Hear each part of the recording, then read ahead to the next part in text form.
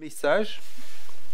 Nous lisons du verset 7, nous irons jusqu'au chapitre 6, le verset 12. Donc, Ecclésiaste 5, à partir du verset 7.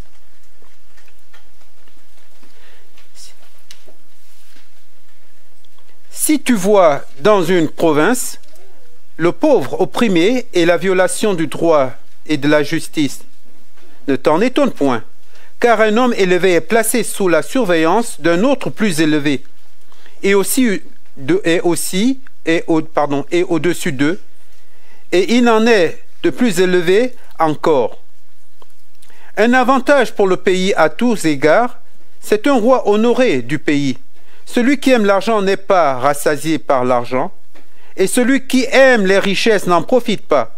C'est encore là une vanité. Quand le bien abonde, ceux qui le mangent abondent. Et quel avantage en revient-il à son possesseur, sinon qu'il le voit de ses yeux? Le sommeil du travailleur est doux, qu'il ait peu ou beaucoup à manger, mais le rassasiement du riche ne le laisse pas dormir. Il est un mal grave que j'ai vu sous le soleil, des riches conservés pour son malheur par celui qui les possède. Ces richesses se perdent par quelques événements fâcheux. Il a engendré un fils et il ne reste rien entre ses mains. Comme il est sorti du ventre de sa mère, il s'en retourne nu ainsi qu'il était venu. Et pour son travail, il n'emporte rien, n'emporte rien qu'il puisse prendre dans sa main. C'est encore là un mal grave. Il s'en va comme il était venu, et quel avantage lui revient-il d'avoir travaillé pour du vent? De plus, toute sa vie, il mange dans les ténèbres, et il a beaucoup de chagrin, de maux, d'irritation. Voici ce que j'ai vu. C'est pour l'homme une chose bonne et belle de manger et boire, et de jouir du bien-être au milieu de tout le travail qu'il a fait sous le soleil pendant le nombre de jours de vie que Dieu lui a donné. Car c'est là sa part. Mais si Dieu a donné à un homme des richesses et des biens, s'il l'a rendu maître d'en manger, d'en prendre sa part et de se réjouir au milieu de son travail, c'est là un don de Dieu. Car il ne se souviendra pas beaucoup des jours de sa vie, parce que Dieu répand la joie dans son cœur. Le chapitre 6. Il est un mal que j'ai vu sous le soleil et qui est fréquent parmi les hommes. Il y a un tel homme à qui Dieu a donné des richesses, des biens et de la gloire, et qui ne manque pour son âme de rien de ce qu'il désire, mais que Dieu ne laisse pas maître d'en jouir, car c'est un étranger qui en jouira. C'est là une vanité et un mal grave. Quand un homme aura 100 fils, vivrait un grand nombre d'années et que les jours de ces années se multiplient, si son âme ne s'est point rassasiée de bonheur, et si de plus il n'a point de sépulture, je dis qu'un avorton est plus heureux que lui, car il est venu en vain, et il s'en va dans les ténèbres, et son nom reste couvert de ténèbres. Il n'a point vu, il n'a point connu le soleil, il a plus de repos que cet homme. Et quand celui-ci vivrait deux fois 1000 ans, sans jouir du bonheur, tout ne va-t-il pas dans un même lieu? Tout le travail de l'homme est pour sa bouche, et cependant, ses désirs ne sont jamais satisfaits. Car quel avantage le sage a-t-il sur l'insensé? Quel avantage a le malheureux qui sait se conduire en présence des vivants? Ce que les yeux voient est préférable à l'agitation des désirs. C'est encore là une vanité, poursuite du vent. Ce qui existe a déjà été appelé par son nom. Et l'on sait que celui qui est homme ne peut contester avec un plus fort que lui. S'il y a beaucoup de choses, il y a beaucoup de vanité. Quelle vanité en revient-il à l'homme? Car qui sait ce qui est bon pour l'homme, dans la vie pendant le nombre des jours de sa vie de vanité qu'il a passé comme une ombre. Et qui peut dire à l'homme ce qui sera après lui sous le soleil? Voici la première lecture. La deuxième, allons dans le livre du prophète Ésaïe. Le prophète Ésaïe, nous allons lire le prophète Ésaïe au chapitre 55. Ésaïe 55. Nous lirons les deux premiers versets comme une invitation. Vous tous qui avez soif, venez aux eaux, même celui qui n'a pas d'argent, venez, achetez et mangez. Venez, achetez du vin et du lait, sans argent, sans rien payer. Pourquoi pesez-vous de l'argent pour ce qui ne nourrit pas? Pourquoi travaillez-vous pour ce qui ne rassasie pas? Écoutez-moi donc, et vous mangerez ce qui est bon, et votre âme se délectera des mets succulents. La troisième lecture, allons dans le Nouveau Testament, dans l'évangile de Luc. L'évangile de Luc au chapitre 12. L'évangile de Luc au chapitre 12. Nous lisons du verset 16 au verset 21.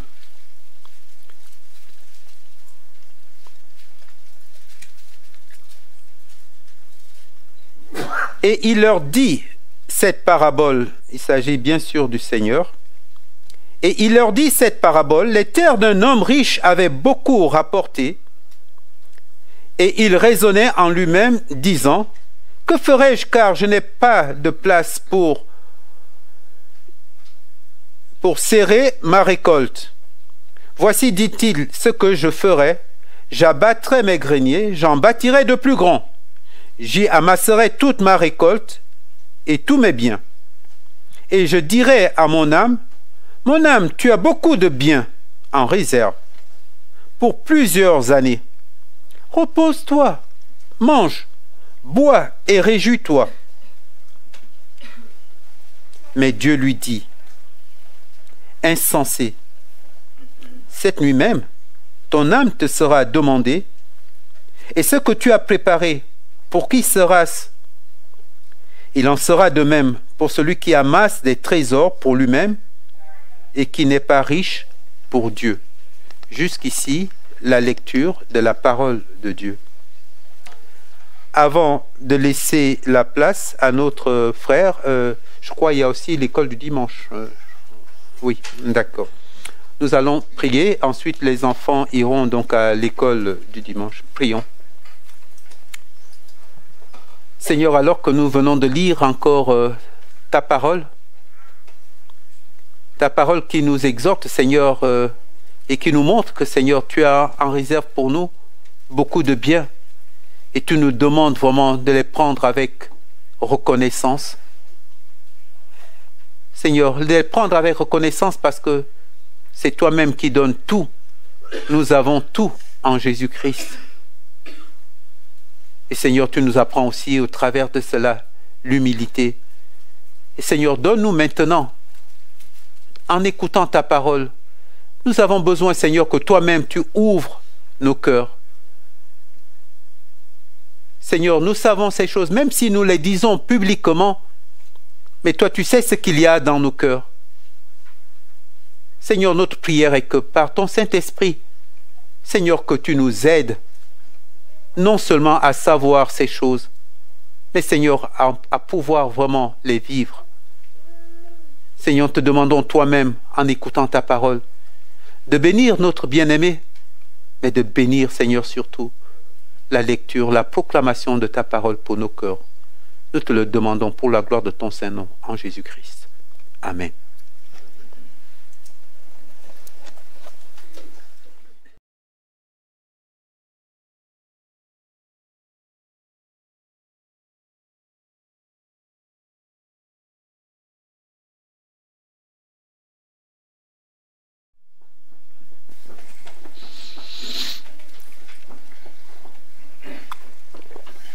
Bonjour à tous et une bonne année à chacun, une bonne année dans la présence de notre Seigneur pour qu'il puisse conduire et diriger vos vies et vos projets à sa gloire.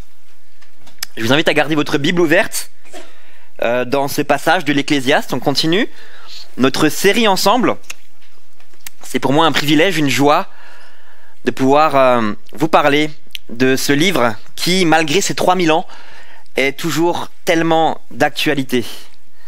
Je sais pas s'il reste encore, je vois qu'il reste encore des questionnaires. S'il y a des gens qui veulent des questionnaires pour pouvoir suivre la prédication, il en reste quelques-uns. Un écrivain anglais du siècle dernier disait « Il y a 2 catastrophes dans l'existence. La première, c'est quand nos désirs ne sont pas satisfaits. La deuxième, c'est quand ils le sont. » Ce n'est pas un chrétien, pas du tout même, il me semble. Mais dans une certaine mesure, il me semble qu'il souligne ici une vérité existentielle qui nous concerne tous et que nous allons aborder ensemble ce matin. Mais avant cela, je vous propose un petit exercice de mémorisation, enfin de mémoire plutôt. Un petit exercice de mémoire. Qu'est-ce que vous avez reçu en cadeau de Noël cette année?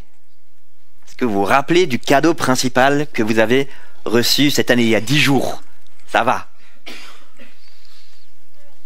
Et l'année dernière, enfin l'année d'avant, qu'est-ce que vous avez reçu? Est-ce que vous vous rappelez du cadeau principal, celui que vous attendiez tellement? Et il y a 2 ans, 2022, est-ce que vous vous rappelez du cadeau sur lequel vous attendiez tellement? C'est plus difficile, n'est-ce pas? Ces choses qu'on désire tellement. Pour les plus jeunes, vous savez, c'est cette paire de baskets que tout le monde a à l'école. Qu'une fois que je les aurais, je serais tellement plus épanoui dans mon groupe de copains. Le dernier smartphone, à la mode, celui qui se plie, qui se charge, je sais pas, à distance, et qui pourra répondre à tellement de mes besoins, si je l'ai. Pour les plus ambitieux d'entre vous, peut-être, la nouvelle voiture électrique, toute option. Vous savez, celle qui fait les créneaux toute seule. C'est pratique. Si vous travaillez en ville, ça pourrait tellement changer votre vie.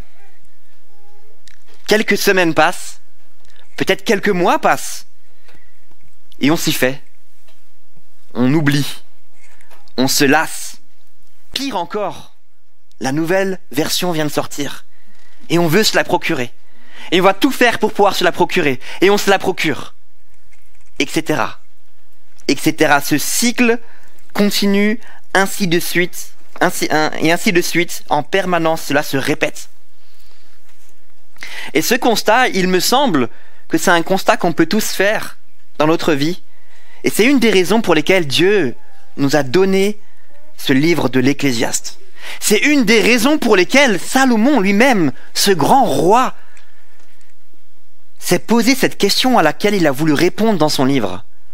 Au 3e verset du livre, « Quel avantage revient-il à l'homme de toute la peine qu'il se donne sous le soleil ?» Qu'est-ce qu'on retire de satisfaisant, de manière durable, de tous les efforts que l'on fait ici-bas? Dit autrement, je ne sais pas si vous vous rappelez de la dernière fois, j'avais pris l'exemple, l'illustration du chemin de la vie avec des aires de repos, comme sur le long d'une autoroute. Dit autrement, tout au long du voyage de notre vie, est-ce qu'il y a une aire de repos qui apporte vraiment une satisfaction durable? Est-ce que c'est dans les grandes connaissances? Est-ce que ce sont les grandes richesses que ce monde peut nous apporter? Est-ce que dans les plaisirs que le monde nous permet d'avoir, on peut trouver satisfaction? Dans les activités, les passions, le sport, les relations, dans nos projets divers et variés, est-ce qu'il y a quelque chose qui peut vraiment et pleinement nous satisfaire? C'est la question que Salomon s'est posée et lui-même a expérimenté toutes ces choses. Si vous vous rappelez, jusqu'à présent, dans le livre de l'Ecclésiaste, nous avons vu ensemble que Salomon, il a fait le tour de toutes ces choses. Il a expérimenté tout cela et sa conclusion, dès le début de son livre, c'est Avel, Avalim, vanité des vanités. Tout ça, ce n'est que de la fumée. Et il y a 2 mois, on a vu ensemble que justement quand l'homme, à un moment donné, prend conscience que toutes les choses matérielles auxquelles il a accès dans ce monde n'arrivent pas à lui donner satisfaction, qu'est-ce qu'il va se faire ? Qu'est-ce qu'il va faire ? Il va se tourner vers le spirituel. Il va se tourner vers Dieu. Mais là encore, il va le faire selon lui-même, à sa manière. Et l'homme va tomber dans une sorte de religiosité qui est bien loin de représenter une vraie relation qu'on pourrait avoir avec Dieu, telle que Dieu la demande. Et ce matin, on arrive à notre dernière ère de repos, entre guillemets, dans ce livre de l'Ecclésiaste. Ou plutôt, étrangement, Salomon fait demi-tour. Il fait demi-tour et il va retourner sur une ère qu'il a déjà visitée. Celle des richesses. Celle des richesses que le monde peut apporter. N'est-ce pas intéressant qu'il retourne à cette ère de repos, entre guillemets, qu'il veut réexpérimenter, réfléchir sur ce sujet-là? Vraisemblablement, il y a 3000 ans environ, les gens comptaient particulièrement sur les richesses pour pouvoir atteindre le bonheur. Les gens pensaient déjà vraiment que le fait d'être riche et d'avoir plein de biens, ça allait pouvoir les combler et les satisfaire. Ce qui, bien entendu, aujourd'hui, dans notre société actuelle, n'est plus d'actualité. Je vois certains qui sourient. Il y en a qui suivent quand même. Non, bien au contraire, n'est-ce pas ? Nous sommes dans un monde qui semble être encore plus matérialiste qu'à l'époque de Salomon. L'homme aujourd'hui pense, je dirais même qu'il affirme, que l'argent lui apportera le bonheur, que ses biens, ses grands biens et sa renommée pourra lui apporter de la satisfaction. Et Salomon, qui nous parle au travers de ce livre, Salomon qui a été probablement la personne la plus riche que la terre ait portée. Je vous inviterai à lire chez vous 2 Chroniques 9 pour voir sa richesse incroyable. Salomon, cet homme à la richesse inégalée, à la sagesse inégalée, va nous exposer sa réflexion sur le sujet, dont sa conclusion, c'est le titre de ma prédication ce matin, c'est que sous le soleil, le désir est toujours plus grand que la satisfaction. Le désir est toujours plus grand que la satisfaction. Et nous allons voir ça en nous plongeant dans le texte, en 2 points ce matin.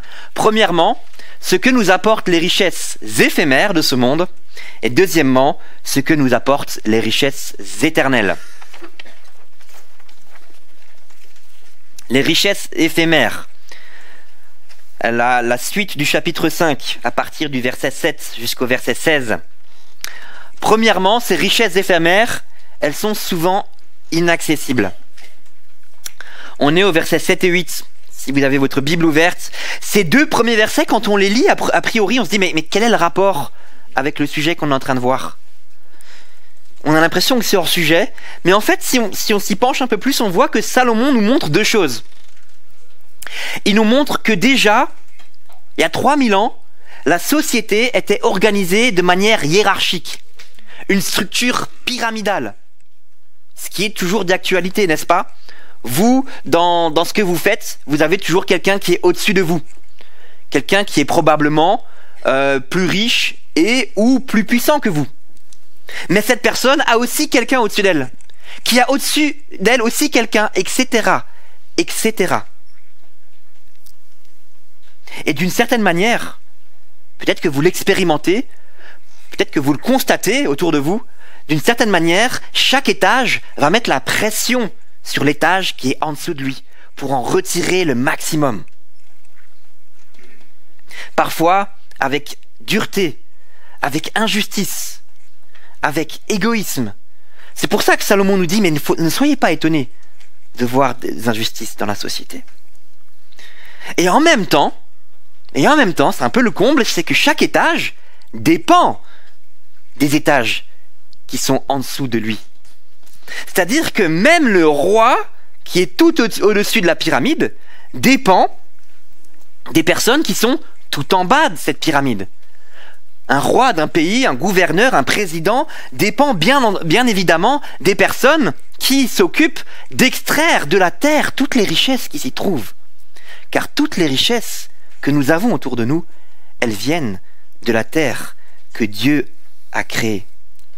C'est pourquoi je ne sais pas quelle est la traduction que vous avez dans votre Bible, mais il me semble que le dernier verset, en tout cas dans ma traduction, aurait dû être traduit, non pas c'est un roi honoré du pays, les mots se ressemblent en hébreu, mais c'est un roi qui honore la terre, ou qui honore la semence. C'est un roi qui va prendre soin des personnes qui s'occupent d'extraire la richesse de la terre. Ceci est bon pour un pays. Les richesses éphémères sont inaccessibles. Pourquoi ? Parce que finalement, on se retrouve dans un système qui mêle oppression et aussi dépendance. On est comme sous tension. Et dans cette tension, il est difficile de pouvoir changer d'étage, entre guillemets. Il est difficile pour nous de pouvoir accéder aux richesses. Cela est relatif, bien entendu. Nous sommes riches pour des personnes qui vivent dans des pays bien plus pauvres. Mais nous qui voulons avoir plus de richesses, c'est bien compliqué de changer d'étage. C'est bien compliqué d'accéder à la richesse. Mais quand on y arrive un peu, eh ben, les complications arrivent aussi. C'est mon deuxième point. Les versets 9 à 11, les richesses éphémères compliquent la vie. Et là, Salomon, il est très terre à terre. Verset 9, il dit que plus tu en as, plus tu en veux. Croire que l'argent va nous rassasier durablement, c'est un peu comme croire que la dinde au marron de Noël sera le dernier repas que vous allez prendre dans toute votre vie, tellement il sera bon et que votre corps sera rassasié à tout jamais. Ça tombe pas sous le sens, c'est n'importe quoi, on est d'accord. C'est un faux espoir. On aurait demandé un jour à un milliardaire à partir de combien de milliards est-ce qu'on arrive à la satisfaction ? Il aurait répondu 1 milliard de plus.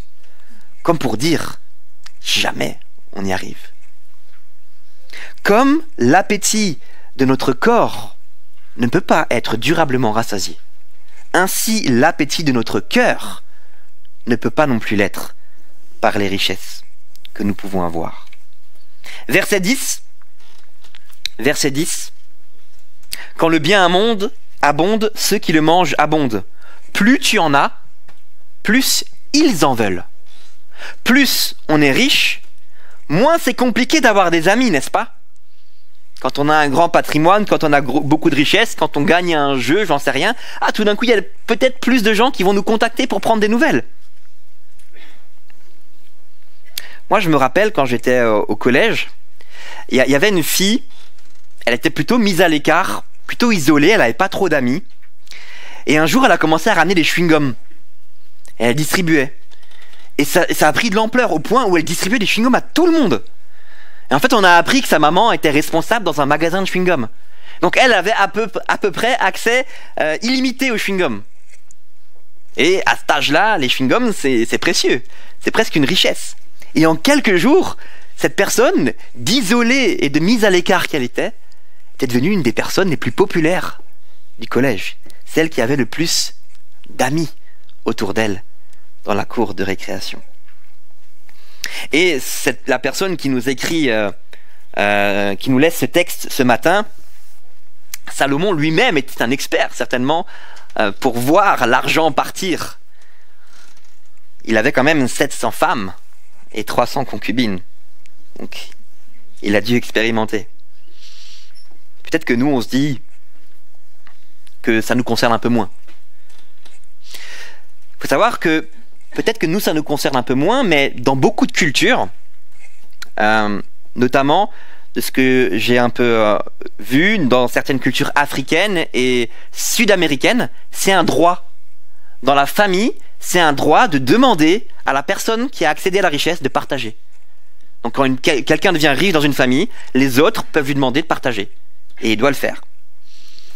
Là pareil, on se dit, ça ne nous concerne pas trop, mais ne vous inquiétez pas, en France, il y a d'autres prétendants à votre richesse. Le service des impôts, hein, les vendeurs d'assurance vie, les organismes caritatifs, qui vous envoient des courriers, vous appellent. L'argent, quand il est là, il s'en va, de plein de moyens différents. Et qu'est-ce qui nous reste? Salomon le dit, il nous reste simplement nos yeux pour le voir partir. Verset 11.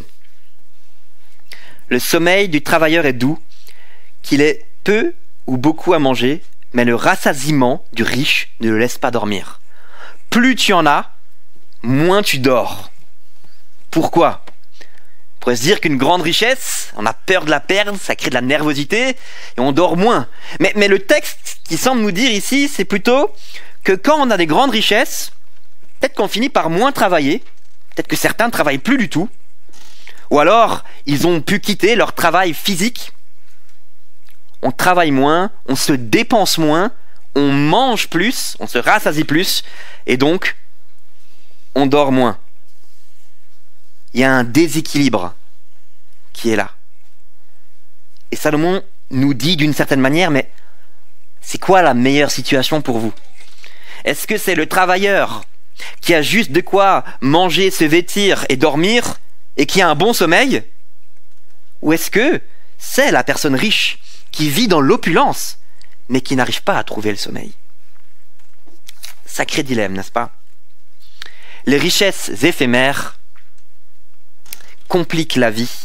Troisièmement, les richesses éphémères, en plus de ça, elles peuvent se perdre facilement. Les versets 12 à 16 du chapitre 5 et le début du chapitre 6. Premièrement, les versets 12 à 16. Plus tu en as, plus ça peut faire mal. Plus tu en as, plus ça fait mal. Et Salomon décrit ici une situation. Encore une fois, il nous décrit une personne qui perd sa richesse par un événement tragique. Il est en train de nous donner un exemple qui devait certainement être commun à son époque, quelqu'un qui donne naissance à un fils qui dilapide sa fortune. Peut-être que ça nous concerne aussi moins, j'espère pour vous. Mais pour nous, on pourrait rajouter d'autres événements. Un cambriolage et une mauvaise assurance habitation, un accident grave avec de lourdes conséquences. Peut-être que vous avez fait un mauvais investissement, peut-être qu'il y a eu un krach boursier. Grande richesse qui peut se perdre rapidement et facilement. Et plus on est riche, plus ça peut faire mal. Et pour le riche, vivre un tel événement, en fait, c'est un peu comme une double peine. C'est double peine, c'est non seulement la peine qui s'est donnée pour pouvoir construire cette richesse, en travaillant honnêtement, dur, et en accumulant un grand patrimoine, première peine, mais aussi la grande peine causée par la perte d'une telle richesse. Plus on en a, plus ça peut faire mal. Début du chapitre 6, je vais pas relire tout le texte, mais on va simplement voir ce qu'il en dit. Plus tu en as, mais sans pouvoir en profiter. Ces gens qui ont beaucoup, mais qui n'en profitent pas. Et Salomon, encore une fois, il nous donne des cas de figure pour étayer son propos. Au verset 1 et 2, versets 1 et 2, il nous dit qu'il y a un homme, donc soit on peut voir un homme qui est sans doute très riche, mais qui meurt jeune. Un homme qui n'a pas eu le temps de se marier, de fonder une famille et d'avoir une descendance. Quelqu'un qui n'a pas d'héritier. À l'époque de Salomon, une personne qui n'avait pas d'héritier, pas de famille, on prenait ses biens, on les donnait à quelqu'un d'autre dans la tribu. Ou alors, étant donné que le texte n'est pas clair sur la situation de la personne, on pourrait simplement voir une personne à qui on a pris ses biens et on les a donnés à quelqu'un d'autre. On prend vos biens et on les donne à quelqu'un d'autre. Encore une fois, on se dit, ça va, normalement on est tranquille. Si quelqu'un vient vous voler, même si on vous vole votre voiture ou si on vous cambriole, en théorie, on a des assurances, on a des protections juridiques, on risque pas grand-chose. Peut-être, mais c'est peut-être aussi un peu avoir oublié l'histoire.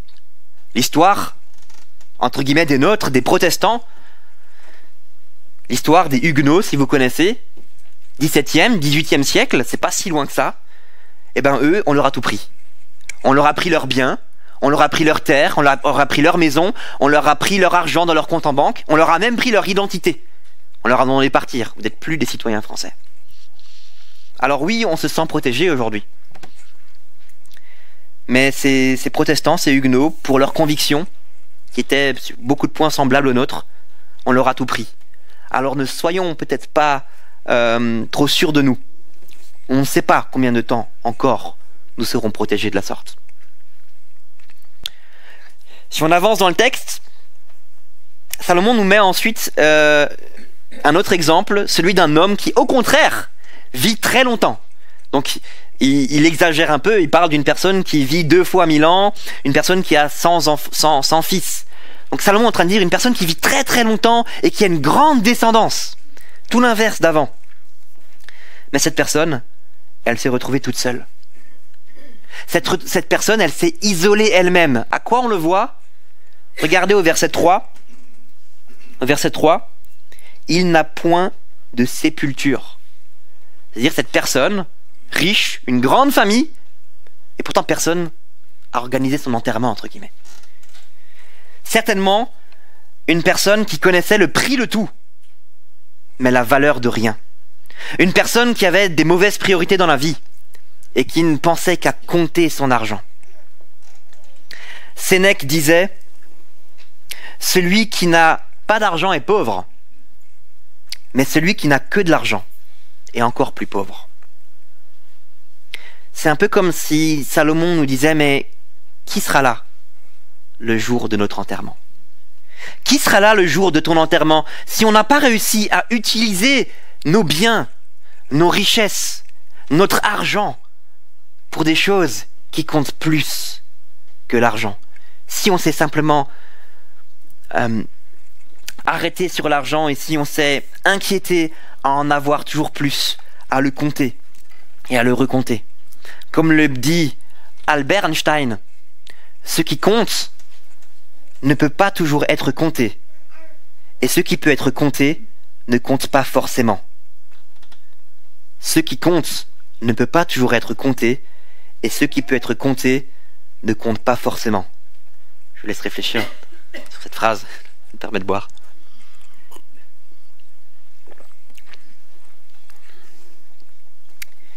Les richesses éphémères peuvent se perdre facilement, et on peut aussi en faire un mauvais usage. Dernier point de cette première partie, les richesses éphémères ne changent pas le caractère fondamentalement vain de la vie, ne changent pas la vanité fondamentale de la vie. Et dans ces derniers versets, à partir du verset 7 jusqu'à la fin du chapitre 6, c'est comme si Salomon il est arrivé au bout et il nous fait une sorte de conclusion de toutes ses expériences. Il fait un petit peu un bilan de toutes les aires d'autoroute qu'il a visitées. Et il dit quoi? Tout le travail de l'homme est pour sa bouche, et cependant, ses désirs ne sont jamais satisfaits. Est-ce que parmi vous, il y a quelqu'un qui n'a pas mangé depuis le repas de Noël de cette année? Est-ce que le repas tant attendu, tant préparé, tant réfléchi pendant des mois, est-ce que cette dinde au marron était tellement incroyable, tellement parfaite, tellement satisfaisante, que vos papilles gustatives sont comblées à tout jamais, que votre corps désormais ne vous demandera plus de manger, plus besoin? Non. Évidemment que non, notre corps a besoin de manger et de boire. L'appétit revient toujours. On mange, quelques heures passent, et on a de nouveau faim. Et je trouve intéressant que dans son livre de manière globale, mais particulièrement quand il aborde le thème des richesses, Salomon fait comme un parallèle entre l'appétit de notre corps et l'appétit de notre cœur. Il est en train de dire que pour l'appétit de notre corps, la nourriture ne peut pas nous rassasier durablement.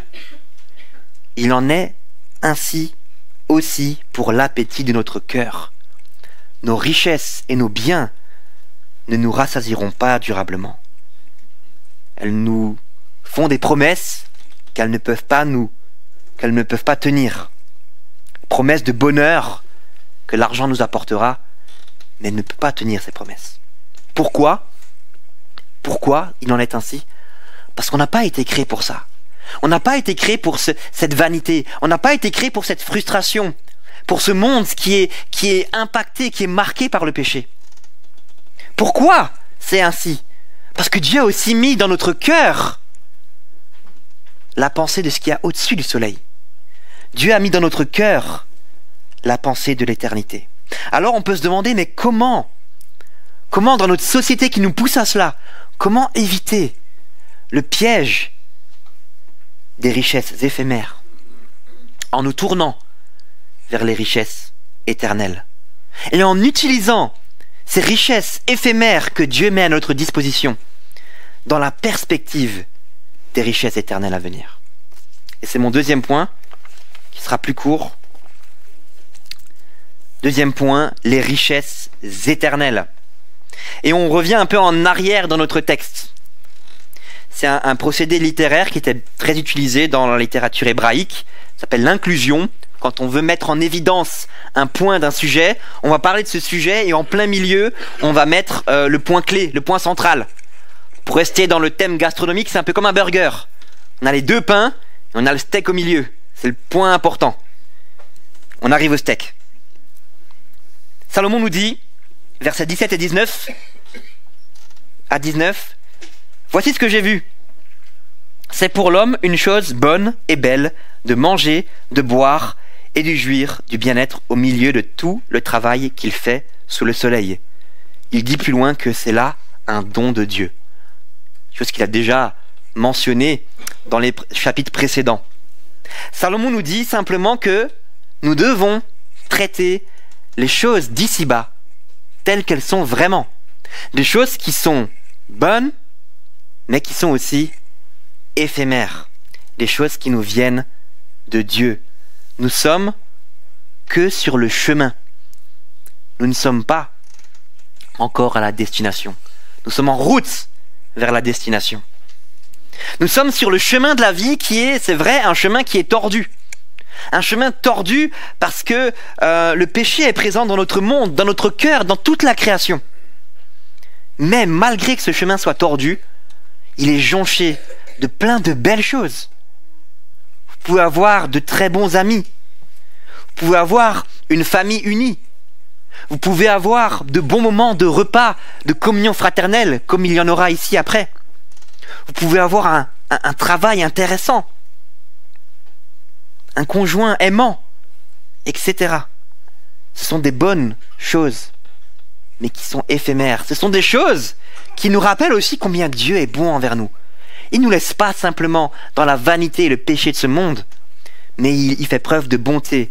Et il nous donne ces bonnes choses pour nous encourager et pour nous aider à aller de l'avant sur le chemin. Sur le chemin. Et si on reprend l'illustration des aires d'autoroute, qu'est-ce qu'on retrouve sur une aire d'autoroute un peu élaborée, pas les toutes simples, hein, celle où il y a plein de choses. On trouve de l'essence pour notre voiture, pour pouvoir continuer. Vous trouvez à manger si vous avez un peu faim sur la route. Vous trouvez les machines à café précieuses quand vous commencez à être un peu fatigué après les kilomètres. Vous trouvez des toilettes que vous pouvez utiliser. Ce sont des choses qui nous aident, qui nous accompagnent sur le long du chemin. Et comme toutes ces choses qu'on retrouve sur les aires d'autoroute, ainsi toutes les bonnes choses que vous retrouvez dans votre vie, que j'ai citées juste avant, elles sont là pour nous aider. Elles sont là pour nous rappeler que Dieu est bon envers nous, tout au long du chemin. Mais ce qu'il faut faire attention, c'est de ne pas faire de ces choses en chemin la destination. Il ne faut pas en faire une destination. Et il me semble que c'est ce que Salomon veut nous dire dans son livre, ce que Salomon veut nous dire ce matin au travers de ce texte. Faire preuve de sagesse, attention, ce n'est pas nous priver des biens que Dieu nous accorde. Dieu peut vous accorder de la richesse, il n'est pas question de s'en priver. Mais ce que Salomon nous dit, c'est de ne pas y attacher notre cœur. Et pour pouvoir garder ce bon rapport avec les choses que nous pouvons avoir sous le soleil, il convient de nous focaliser sur les choses qu'il y a au-dessus du soleil, sur ces richesses éternelles, qui ne sont pas matérielles, mais qui sont bien au-delà. Être aimé par le Dieu créateur, le Dieu qui a créé tout ce qu'il y a autour de nous, ce Dieu tout-puissant qui devient notre Père, parce que nous avons été réconciliés avec lui par le don de son Fils. Quelle richesse de se dire que Dieu lui-même est venu vivre la vie de vanité que nous vivons. Il est venu vaincre cela. Il est venu vivre la vie parfaite qu'on est incapable de vivre, ne serait-ce qu'une journée. Et il est venu jusqu'à mourir à notre place, subir la condamnation qui aurait dû être la nôtre quand on regarde à notre cœur. N'est-ce pas incroyable? N'est-ce pas une richesse bien plus grande que toutes les richesses que le monde peut nous apporter? Être adopté dans la famille du Dieu créateur pour l'éternité. Et ces richesses éternelles, contrairement aux richesses éphémères, elles sont accessibles. Elles sont accessibles à tous, même aux plus pauvres aux yeux du monde.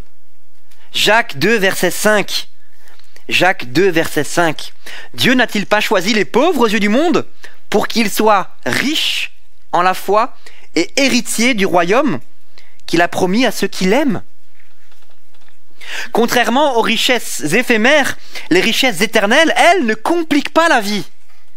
Au contraire, ces richesses éphémères nous apportent une vraie satisfaction. Romains 14, verset 17.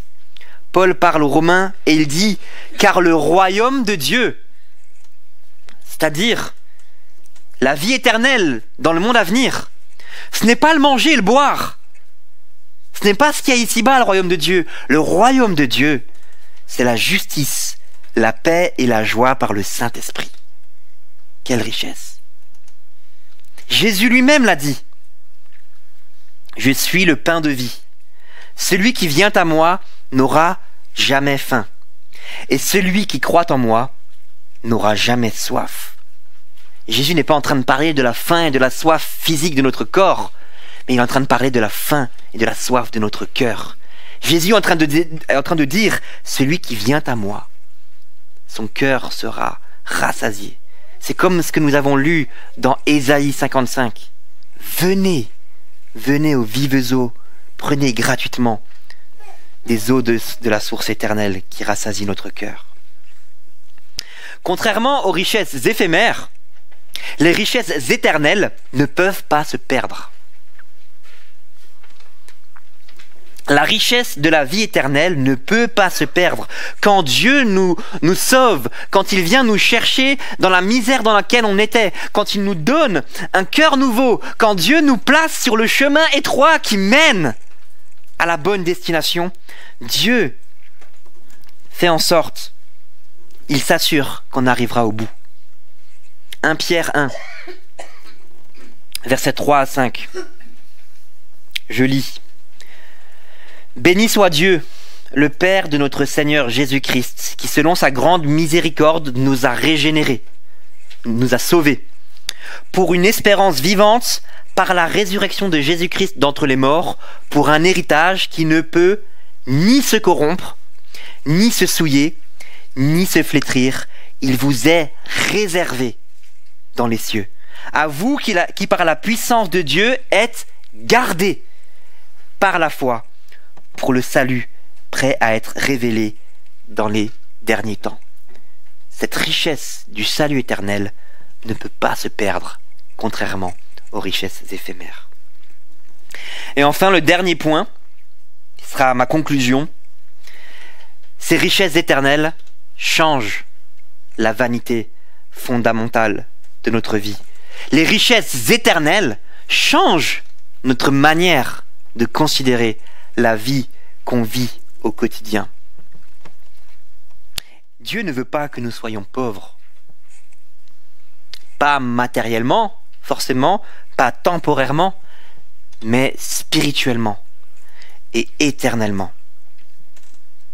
Paul écrit aux Corinthiens, dans sa deuxième lettre aux Corinthiens au chapitre 8 et au verset 9, il dit « Car vous connaissez la grâce de notre Seigneur Jésus-Christ, qui pour vous s'est fait pauvre, de riche qu'il était, afin que par sa pauvreté, vous soyez enrichis. »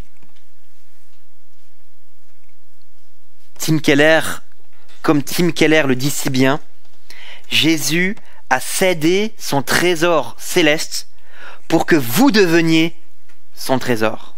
Lorsque vous le voyez mourir sur la croix pour que vous deveniez son trésor, alors il devient le vôtre. Est-ce que Jésus est votre trésor ce matin? Parce que quand Christ devient notre trésor, quand nous prenons conscience que les vraies richesses éternelles sont nôtres, cela nous donne un regard nouveau sur les richesses éphémères. Cela nous aide à voir ce que Dieu nous donne ici-bas d'un autre regard. Cela nous aide à prendre plaisir dans le manger, dans le boire, dans le travail. On voit que Dieu est bon envers nous. On voit que Dieu nous a tellement donné. Et on prend plaisir en cela. Et on prend aussi plaisir à imiter notre Dieu, à faire comme notre Père dans les cieux, et être généreux, et à utiliser les ressources que Dieu met à notre disposition pour les personnes qui nous entourent et qui en ont besoin. C'est pourquoi Paul dit à son disciple Timothée, au chapitre 6 de la première lettre à Timothée, au verset 17 à 19, il dit à Timothée, recommande aux riches du présent siècle, donc des riches qui ont des richesses matérielles, de ne pas être orgueilleux, de ne pas mettre leur espérance dans des richesses incertaines, mais de la mettre en Dieu, qui nous donne avec abondance toutes choses pour que nous en jouissions. Recommande-leur à ces riches de faire du bien, d'être riches en bonnes œuvres, d'avoir de la libéralité, de la générosité, et de s'amasser ainsi pour l'avenir un trésor placé sur un fondement solide, afin de saisir la vie véritable. Les richesses éphémères changent la vanité fondamentale de la vie. Ces richesses, quand nous prenons conscience que nous les possédons en Jésus-Christ, elles nous donnent un nouveau regard sur les richesses que Dieu nous accorde ici-bas. Que le Seigneur vraiment puisse nous venir en aide pour que nous sachions les utiliser à bon escient. Non pas premièrement pour nous, pour notre petit bien personnel, mais comme lui l'a fait, en étant généreux et en pensant à ceux qui en ont besoin. Au final, il n'y a qu'une seule catastrophe dans l'existence. C'est quand nous cherchons à satisfaire nos désirs en dehors de la personne de Jésus-Christ. Que le Seigneur nous aide et vous aide à voir dans sa vie parfaite, dans sa mort et sa résurrection, le plus grand trésor pour notre vie et pour l'éternité. Amen.